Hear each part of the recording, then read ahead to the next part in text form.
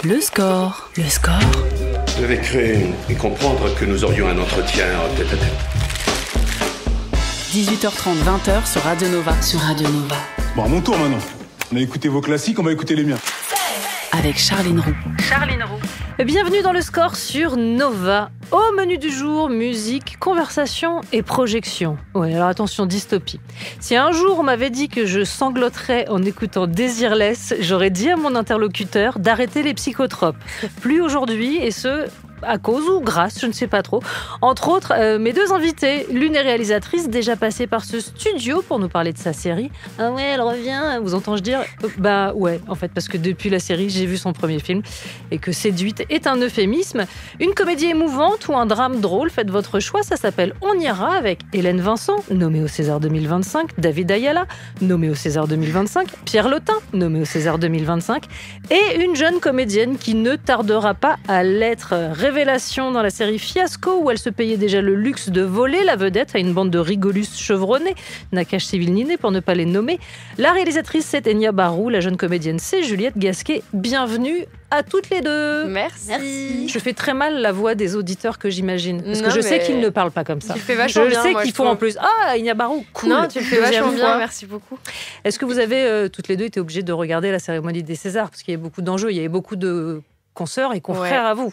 Alors obligée non, mais moi j'étais en tournée ce soir-là, j'étais en avant-première, donc j'étais sur mon téléphone entre voilà dans la voiture et voilà et j'ai vu donc mes compatriotes Hélène, Pierre et David ne pas gagner de César. Et Juliette en plus a vu Pierre Ninet ne pas gagner non plus, oui. ni François Civil. Ouais, Donc, voilà. Mais donc finalement, est-ce que c'est grave? J'ai l'impression que non. On est quand même très content qu'il soit nommé. Absolument. Très fier et puis voilà. Et puisqu'on parle de prix, je mentionne quand même un double prix d'interprétation féminine au Festival de l'Alpe d'Huez pour Juliette Gasquet et Hélène Vincent. Tout à fait. Voilà. Tout à fait. Très très fière. Bravo Juliette. Merci Enya. Je vais vous poser la question rituelle de cette émission. Enya, tu y as déjà répondu, donc je te laisse ouvrir la l'ai voie pour oublié. Juliette. Votre rapport à la musique dans la vie de tous les jours. Notre rapport à la musique dans la vie de tous les jours. Eh bien moi, je vais répondre la même chose que la dernière fois.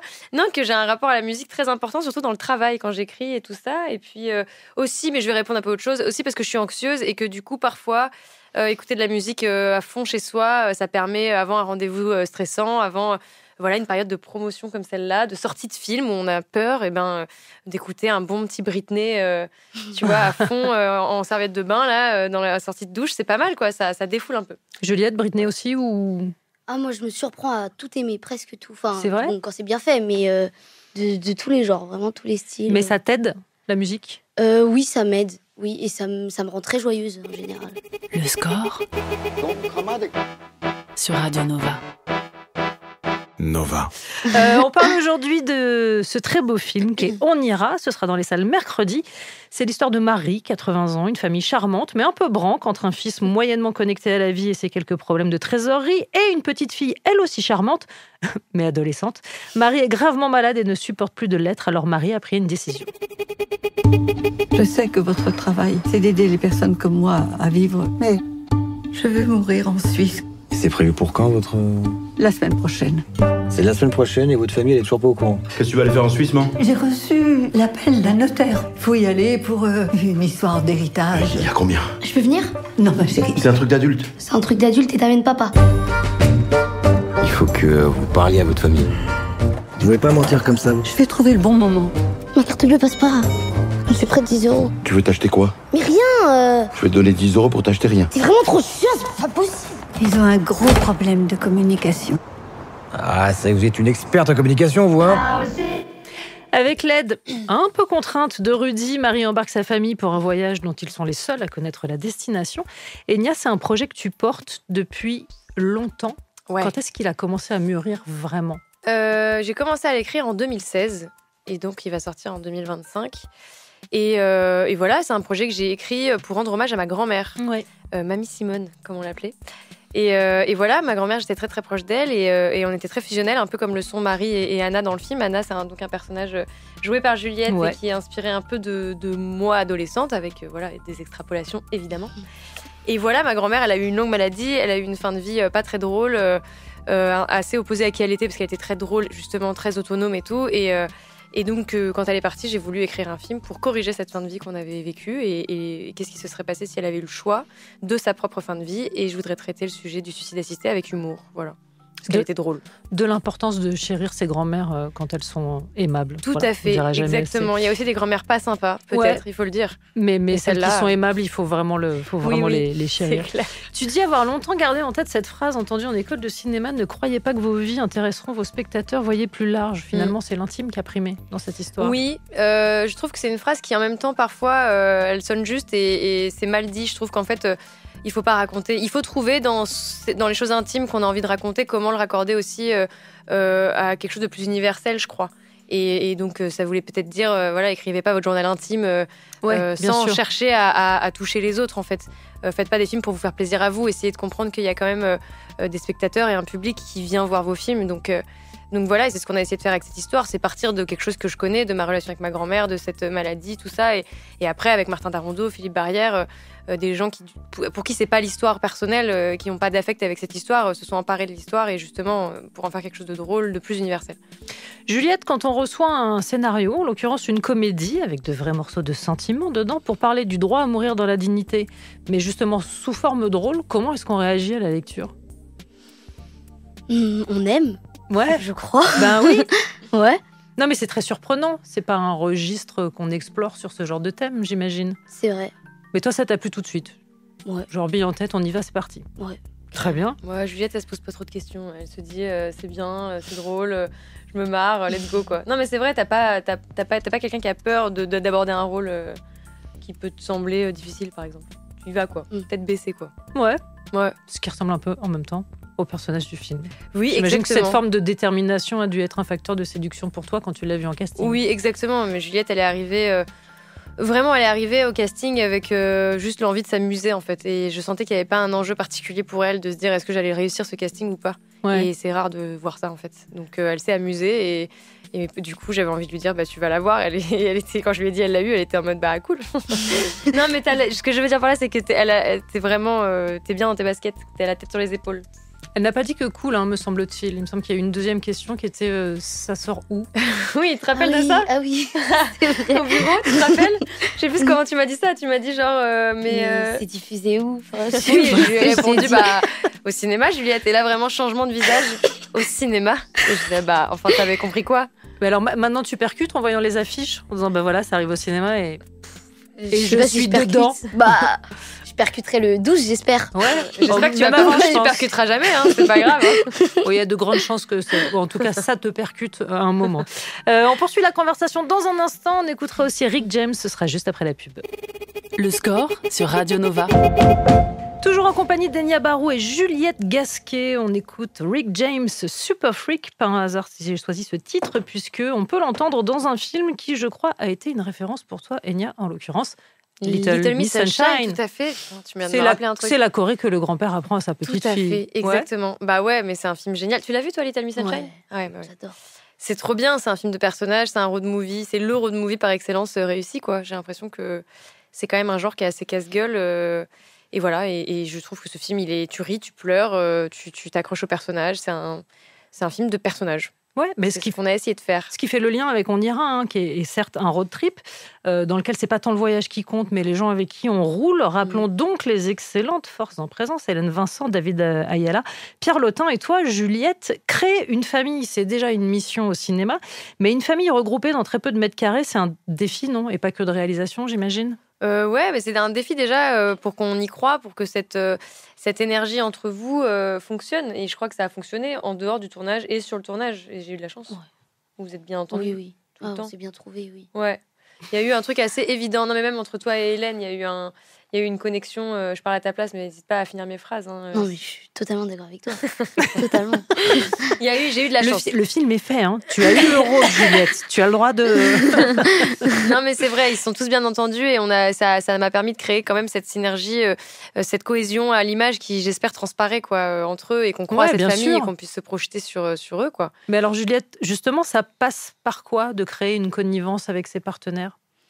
Alors, je sais pas par quoi ça passe, mais là, ça s'est fait assez simplement et naturellement, j'ai l'impression. Donc, je sais pas, être disponible, ouvert à l'autre. Et... Ouais, il n'y a pas eu de petits trucs. Je sais qu'on a reçu il y a peu de temps Bertrand Huskla qui nous racontait que lui, pour créer des liens sur un film, il amène des jeux de société. Je ne sais pas s'il y a eu ce genre de choses ou si... Non, mais je pense qu'on peut dire que le fait qu'on était logés tous au même endroit, par exemple, que les acteurs étaient logés tous ensemble au même endroit que toute l'équipe technique, et donc aussi quand les acteurs se sentent à l'aise avec une équipe technique, ça marche pour tout le monde en fait. Et je crois que du coup, tous les soirs après le tournage, on est peu rentré à Paris, on a tourné 6 semaines dans le sud, et tous les soirs on se retrouvait pour boire un verre, pour débriefer de la journée. Et puis on passait nos journées ensemble, donc... Ouais, c'est vrai qu'ils sont tout le temps ensemble. Dans le film, ils sont tout le temps ensemble. Évidemment. Donc de jouer autant de scènes tous ensemble, ça connecte aussi. Ouais. Et puis toi, t'étais fan de Pierre Lotin un peu. Enfin, fan, pardon. Tu aimais bien Pierre Lotin. Là là. Oui, j'aimais bien Pierre Lotin. Non, mais tu étais admirative de son travail. Oui, c'est vrai. Que tu avais vu dans quoi? Que j'avais vu dans La Nuit du 12, je l'avais adoré. Incroyable. Hein. Ouais. Et il fait peur en plus. Mais il fait trop peur. Ouais. Désolée Pierre, mais c'est vrai. Bah si, ça veut dire que son travail est efficace, c'est plutôt un compliment. Ouais. Si, mais en fait, ce que j'ai beaucoup aimé, c'est que je l'ai vu dans des trucs très différents. Ouais. Et que c'est quelque chose que j'aimerais bien qu'il m'arrive aussi de jouer des choses très différentes. Enfin, je trouve que c'est fort. Ouais, c'est un bon modèle en même temps. Voilà, c'est ça. On parlait de référence, en voici une autre. Tu sais ce que tout le monde aime? Le clafoutis. T'as déjà rencontré quelqu'un à qui tu dis « fais péter le clafoutis » et qui te dit « j'aime pas le clafoutis ». Le clafoutis, c'est exquis. Non! Bourricot de crétin d'avorton d'âne batté, les ogres, c'est comme les oignons. Fin du coup. Bye bye. À la revoyure. N'empêche que le clafoutis, c'est quand même le truc le plus clafoutant de cette fichue planète. L'âne dans Shrek, je vous laisse toutes les deux expliquer cette référence. Juliette, je te laisse, tu te débrouilles avec ça. Non, mais je suis même pas son auteur, c'est horrible. Tu te débrouilles. Alors, l'âne de Shrek, Juliette, Pourquoi? Parce qu'Enya me l'a donné en référence. C'est une référence qui était très parlante pour moi parce que j'adore Shrek, j'adore l'âne de Shrek. Et pourquoi? Pour son pep, son énergie. Il parle tout le temps. Ouais. Il est moteur de joie dans l'aventure. Exactement. Ce qui est exactement son personnage. Exactement ton personnage dans On ira pour le coup. Bah exactement. En moins pénible. C'est vrai que l'âne dans Shrek a tendance à prendre un peu trop de place. Mais Ouais, mais c'est vrai, il y avait ce truc de... Voilà, je lui expliquais en prépa avant le tournage qu'il y a tous les personnages ont quand même des problématiques assez dramatiques, assez intenses. Ouais. Que ce soit Bruno avec l'argent, que ce soit Rudy avec le fait qu'il est piégé, qu'il a plus de logement, qu'il est en galère. Marie qui, elle, a la problématique la plus grave avec sa maladie.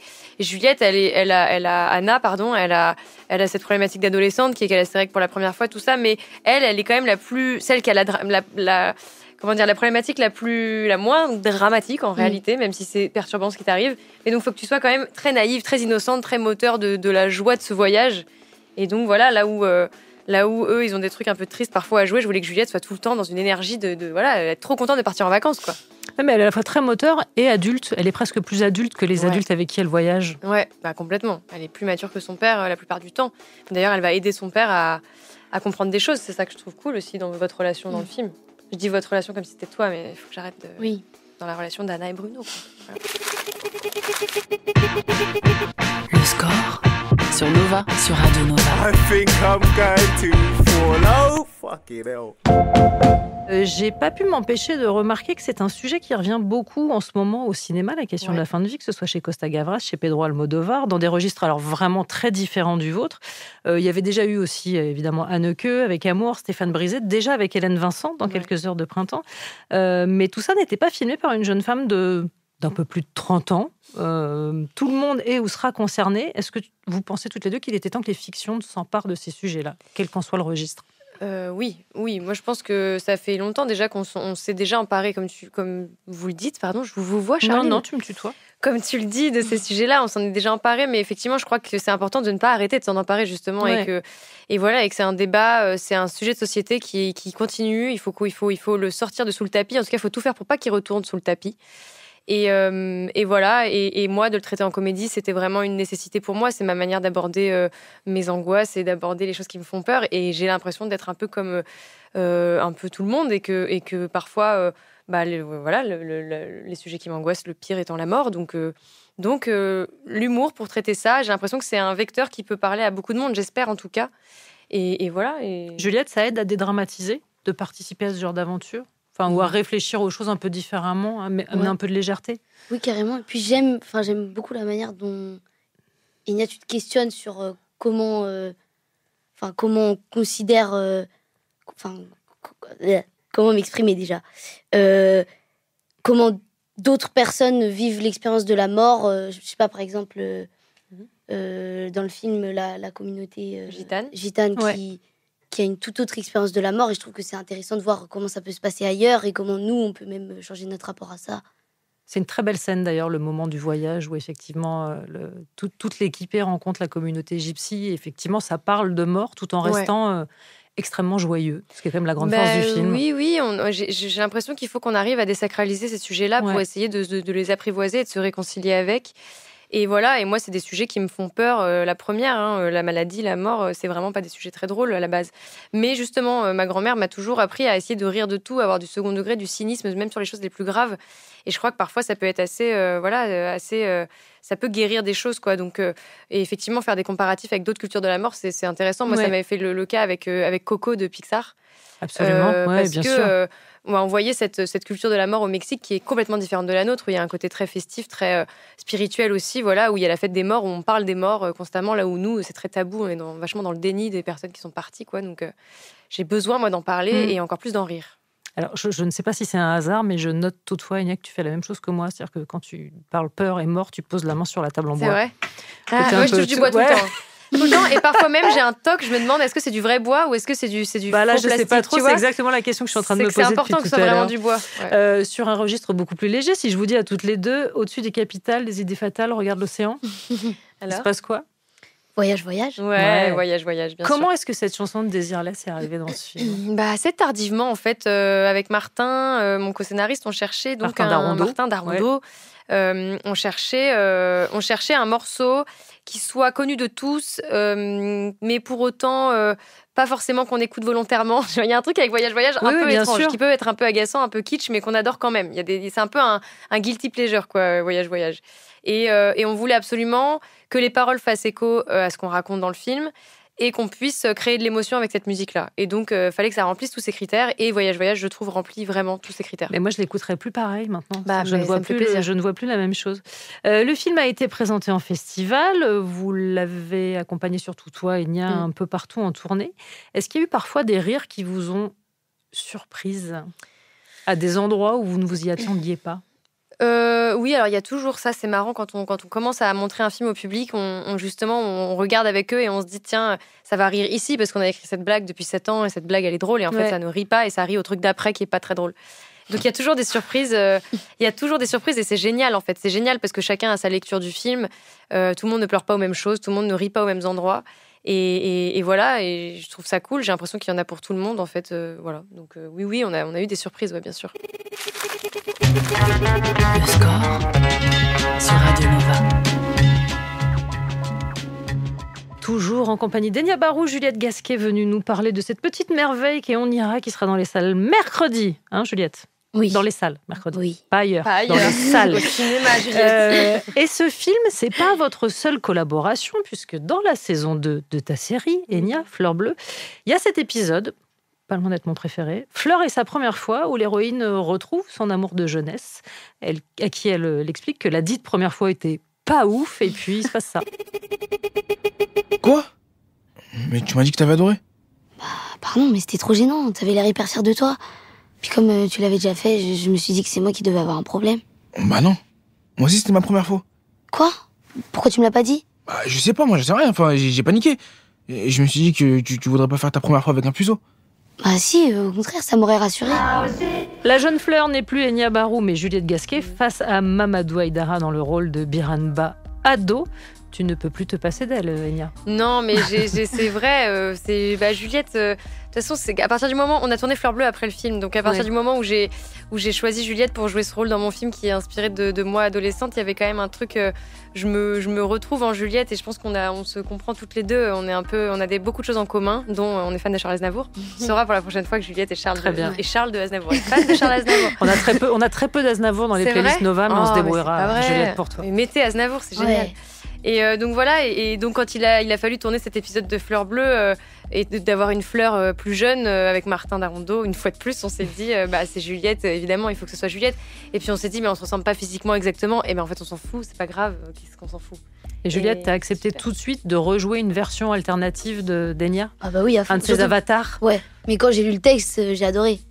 Je trouve que c'est trop bien écrit et que même tous les épisodes de Fleur Bleue sont trop bien écrits. Et il y a... Enfin, je sais pas trop si je peux parler de l'épisode, mais il y a 2 tirades énormes que les 2 ados se disent. Bien sûr. Et elles sont trop belles. T'avais bingé la série avant de tourner? Non, je l'ai regardé. Enfin, si, j'ai regardé avant. Fais attention à ce que tu dis. Mais... non, mais attends. Oh là là. si, j'ai regardé avant de tourner, mais je connaissais pas avant de te connaître. Ouais, bien sûr. Ouais.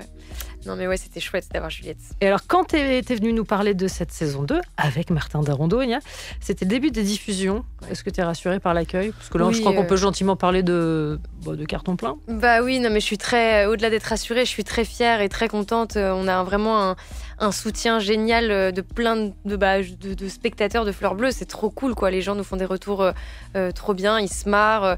Je pense qu'ils ont peut-être aimé aussi les moments où on a tordu un peu le programme avec, par exemple, cet épisode de la première fois de Fleur. Il y a des choses plus émouvantes, moins gag aussi. Et on avait peur que ces sorties de route déstabilisent un peu nos spectateurs. Et en fait, ils adorent, donc on est trop contents. On adore ce programme, on aimerait que ça dure toujours. J'aime bien les adages de vieux, en l'occurrence de vieilles, jamais 203. Du coup, ça part pour une nouvelle collab. Je sais que c'est compliqué de se projeter en ce moment là avec le film qui sort mercredi. Une collab entre Juliette et moi. Oui. Ah bah non, mais moi c'est évident. C'est-à-dire que moi, je pense déjà à qu'est-ce que je vais pouvoir écrire pour Juliette. Ensuite, j'aimerais tourner avec Juliette mon 2e film. De tout ce que je peux faire avec Juliette, je le ferai avec Juliette. Youpi. Ouais. Alors, si j'ai bien compté, c'est aujourd'hui lundi qu'a été mis en ligne l'ultime épisode de Fleur Bleue saison 2. Mercredi, c'est jour de sortie. On peut parler de grosse semaine, Enya? Grosse semaine, c'est assez fou de se dire que finalement, c'est le hasard du calendrier a fait qu'on termine Fleur Bleue. La saison 2 se termine la semaine de la sortie du film. C'est assez joli, on est très contents. Donc, grosse semaine, et puis c'est bien, il faut savourer, quoi. C'est génial. Vous avez prévu un truc particulier pour le 12, jour de sortie ciné, donc? Dans les salles, Juliette. Dans les salles, ça se sort au cinéma, ouais, Juliette, n'oublie pas. Ne va pas sur une plateforme, il n'y aura pas de film. Moi, j'ai prévu d'être beaucoup stressée parce que j'ai peur, mais je crois qu'on va se retrouver peut-être le 12 au soir. Toi, t'es en répétition, oui, toi, tu fais des choses, je ne sais plus. J'ai une représentation avec mon école de théâtre. Mais c'est bien, t'es occupée, c'est ce qu'il faut. Oui. Moi, je vais être en stress, mais on va se retrouver avec l'équipe du film et on va fêter ça, peu importe ce qui se passe. On fête la sortie, quoi. Ouais, mais j'imagine que la tournée t'a rassurée aussi, quand même. Oui. Au vu des réactions et de l'engouement pour le film. Oui, en fait, une fois de plus, si c'est pas tant rassuré, c'est pareil, c'est que je suis trop contente. La tournée, les salles elles étaient pleines. Les gens étaient super contents. J'ai eu plein de beaux témoignages sur toutes sortes de sujets qui concernent le film et c'était très, très, très, très chouette. Maintenant, je ne sais pas du tout si c'est représentatif de ce que ça donnera à la sortie du film. Ce n'est plus entre mes mains. Je confie ce film aux gens et voilà, et je lui souhaite longue vie. Alors ne réponds pas, je vais dire merde, parce que j'ai le droit, en même temps je fais ce que je veux, et j'annonce une coupure pub. Le score sur Radio Nova. Nova. On poursuit la conversation avec Enya Barou et Juliette Gasquet. Enya, si tu me le permets, je voudrais revenir un instant sur le parcours de Juliette. Et ouais, c'est ton tour. Et notamment cette mini-série Fiasco, coécrite par Igor Gottesman et Pierre Ninet, qui est disponible sur Netflix. Un tournage catastrophe, c'est l'intrigue, c'est pas un scoop. Tu y joues une stagiaire d'observation qui est beaucoup plus cortiquée que les bras cassés qui l'entourent. Un personnage tellement marquant qu'il a eu droit à son super cut sur le compte YouTube de Netflix sous le titre Notre stagiaire préféré. Sophie, vas-y, présente-toi. Non, moi c'est Gabriel, je suis en stage d'observation. La costumière m'a dit c'est 400 baluches par godasse, ce qui équivaut, si j'ai bien compris, à 400 € par chaussure. Et puis en vrai, la gauche sans la droite, ça vaut rien. Donc mis bout à bout, ça fait 800 baluches quand même. Comme vous êtes juif. Moi ? Non, alors non, je suis pas juif. Okay. Musulman, sinon, non. Et non plus, ni l'un ni l'autre. Non ? Non, vraiment, il faut que j'y aille parce que j'ai plein de... Vegan. Grand Prix F1, aller-retour jet et... Pute sur le tarmac. Encore une fois, une partition à défendre dans un très gros collectif. Juliette, quel genre d'expérience est-ce que c'était ? C'était fort. Ouais. C'était intense, c'est passé vite en même temps. Et j'avais des jours qui étaient assez éparpillés sur l'ensemble du tournage. Ouais. Donc c'était sympa parce que je voyais les choses évoluer quand je revenais et tout. Oui, parce que je crois que ton personnage a finalement pris plus de place que ce qu'il n'en avait à l'origine, ou je l'ai rêvé? Bah, je sais pas du tout. Ouais. Je sais pas. C'était comme ça au scénario? Bah, en termes de texte, oui. Ouais. Ouais. Mais moi, je sais pas, enfin, je vais demander à Enya, qui est mieux placée que moi pour savoir ça, mais elle me donne l'impression, Juliette, d'être à la fois au service du collectif et en même temps hyper présente. Ouais. Tu vois ce que je veux dire? C'est-à-dire s'intégrer dans un sûr. collectif très facilement, tout Ouais. en ayant un truc de... Bien Quand sûr. elle est là, on la voit, en fait. Ouais, bien sûr. Mais non, mais là, Je parle de toi la devant toi. troisième personne. Mais... Ouais. Non, mais c'est vrai. Voilà, j'arrête de donner des compliments parce qu'après, bon, voilà. Mais non, mais t'as cette force. Voilà, moi, c'est vrai, c'est un fait. C'est même pas un compliment. Tu as une rigueur de jeu, de concentration, de travail aussi qui est très impressionnante. Et je pense que tu aimes vraiment ce que tu fais et que tu as vraiment envie de faire ça. Et voilà, et ça se sent quand tu es là. Et ça, c'est un plaisir pour un metteur en scène, vraiment. Et un truc assez précieux, c'est-à-dire le timing comique. Ouais. C'est une affaire de rythme, en fait. C'est un truc que tu travailles beaucoup ou ça te vient spontanément, ce qui serait très énervant, Juliette, je te le cache pas. Je crois que c'est spontané, Ouais. malheureusement. On va être tous énervés. On va être énervés. Non, je travaille. Oui, j'imagine Ouais. que tu travailles, mais ce sens du comique comme ça, de la répartie du bon endroit où placer les choses. Bah, j'ai l'impression que ça se travaille aussi pendant l'apprentissage du texte. Ouais. Et que c'est quelque chose qui se fait en moi, mais sans tellement que je le décide. Enfin, j'ai l'impression que ça... Enfin, que je travaille... Oui, voilà. Non, mais effectivement, t'as le sens du rythme. T'as le sens du rythme. Mais je l'ai vu quand on t'a dirigé, j'aime pas ce mot diriger, mais guidé pour jouer Fleur Bleue jeune. Tu apprends ton texte avec des temps. Quand la personne en face modifie sa manière de rythmer sa phrase, ça impacte ta phrase. Enfin, je vois bien que tu es alerte sur le rythme, les temps, les virgules, les silences. Et c'est peut-être quelque chose qui vient du théâtre aussi, parce que... Oui, j'imagine. Enfin, il y a vraiment... On est sensibilisé à structurer nos textes, à voir comment en est la pensée. Enfin... Puis à écouter l'interlocuteur ça. aussi. T'es vanneuse dans la vie? Dans la vie oui, quand je suis à l'aise, oui, ça va. Ouais, c'est ça. Oui, non, mais tout ça cumulé fait quand même des miracles. Je précise aussi, Juliette, que tu es dans un court-métrage qui fait peur, qui s'appelle Chew, de Félix Daubert, prix public Étrange Festival 2024. Et c'est dispo sur MyCanal. Donc j'en déduis qu'il n'y a pas beaucoup de genres qui te font peur, a priori. Bah, si, mais c'est ça qui est cool, je trouve. Enfin, ça me fait peur et donc j'y vais. Et parce que c'est comme ça qu'on apprend aussi. Et si j'avais pas peur, il y aurait moins d'enjeux. Enfin, je sais pas. C'est genre le rôle de rêve là maintenant, c'est-à-dire que t'as fait de l'horreur, de la comédie, le rôle de rêve. Ouais. Avec Enya Barou en 1800. Oh, balance pas du film. Ça va pas. Non, je crois que la réponse est n'importe quoi. N'importe quoi. Non, dis pas n'importe quoi, on va t'envoyer. Non, n'importe quoi avec Enya Ah, Barou. non, C'était bah la oui. fin de la phrase, sinon ça marche vraiment moins. Parce que Non, n'importe mais quoi, ouais. c'est pas très vendeur pour le coup. Envoyez-moi J'aurais n'importe dit quoi. stop. Le score sur Radio Nova.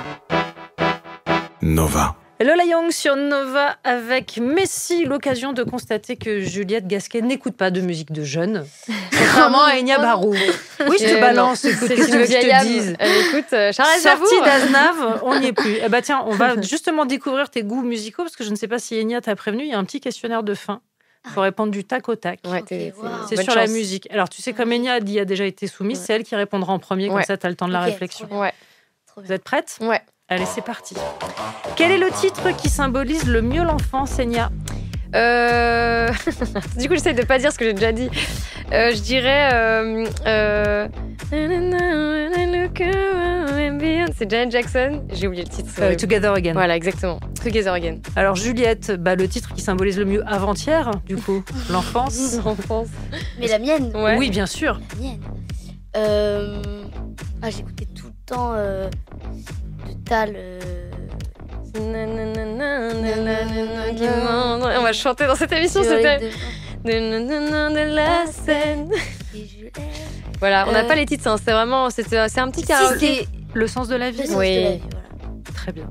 Je me suis servi de mon ordinateur, hein, je ne vous le cache pas, Vous évidemment. ne pouvez plus nous entendre chanter. On passe maintenant au titre qui symbolise le mieux l'adolescence, Enya. Ah bah moi ça va encore être Britney Spears, pardon, mais je vais dire peut-être une autre chanson, mais je crois que j'avais dit c'est Toxique. Ouais. Ouais, bah Britney c'est ma passion. Juliette, un autre titre qui symbolise encore avant-hier, parce que l'adolescence pour toi c'était il n'y a pas si longtemps. Allez, Aznavour. Hein. Laquelle? quand t'étais ado? La bohème. Ah bah voilà, nickel. Ton hit de karaoké, Enya? Je pense à l'adolescence de Juliette Gasquet. Elle se faisait larguer. Elle était dans sa chambre. La bohème. Ouais, je vous parle d'un temps. Pardon, excuse-moi. Je sais pas pourquoi je sens qu'elle va pouvoir répondre à Aznavour à cette question aussi. Ta chanson de karaoké?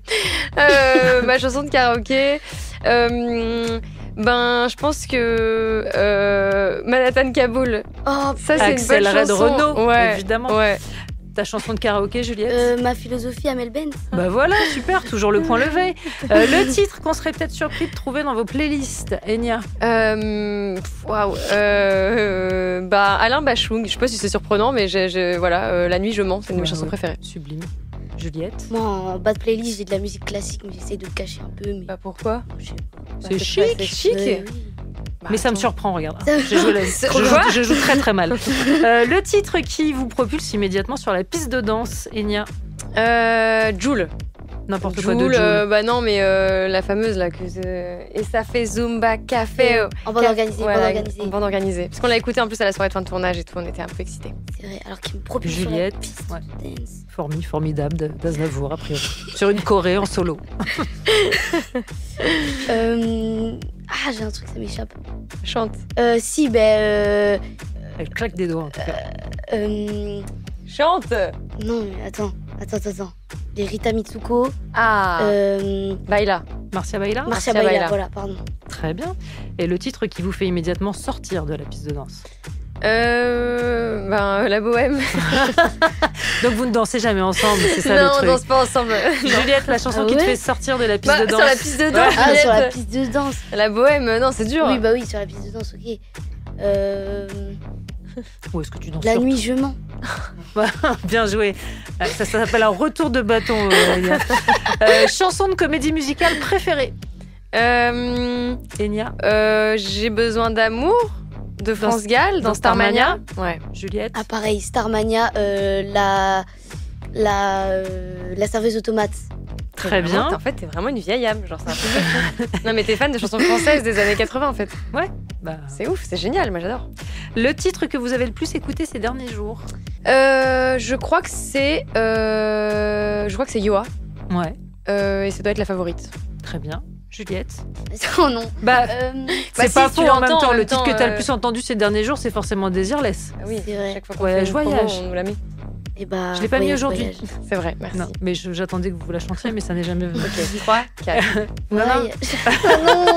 Je veux pas vous forcer, elle allait y aller toute seule. Et dernière question, alors là, je pense que la réponse est toute trouvée. La chanson dont vous avez un mal de chien à vous débarrasser une fois que vous l'avez en tête? Voyage de Désirless. Voyage. Ouais. Bah voilà, formalité remplie. Ça a été, c'était pas douloureux, Juliette. Non, ça va. Je rappelle donc qu'on ira avec Hélène Vincent, David Ayala, Pierre Lotin, Juliette Gasquet. C'est réalisé par Enya Barou. C'est hyper beau. Je n'ai pas d'autre phrase que celle que j'ai dite à Enya en rentrant. Merci. 100% ma cam. Merci. Je ne sais pas si c'est un label de. Mais si, c'est le qualité label Charline pour l'extérieur, mais vraiment. Il y a le label, il y a des formidable. labels de cinéma, il y a ton label. Moi, je suis contente d'avoir ton label.